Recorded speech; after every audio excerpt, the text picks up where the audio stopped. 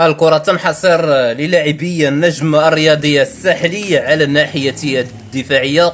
ذكر الجمهور الرياضي الكريم عبر العالم بتشكيلة النجم الرياضي الساحلي بزعامة الكوتشينج التدريبي محمد المكشر. في حراسة المرمى خضريني أنس أو أنس خضريني، رقم 5 هيثم نسيم، حسام الدغدوغ رقم 33 هشام بن علي أو حسام بن علي رقم 17، أسامة عبيد رقم 8، فادي بن شوق رقم 25، راقي العواني رقم 28، ياسين الشماخي 17، وفراس شواط رقم 9. قائمة الاحتياط غازي، ثم كذلك كانتي كامرا، وأيضا نوالي الشيخي جبالي وبن عمور.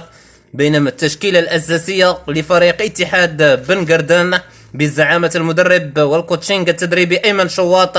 في المرمى نور الدين فرحاتي 22، غازي عبد الرزاق 29، ادم طاووس رقم 3، بالاضافه الى ذلك لوسوكو اسكندر العبيدي رقم 4، ريان شايبي رقم 28، وايضا حسام السويسي 10، وعدنان اليعقوبي رقم 20.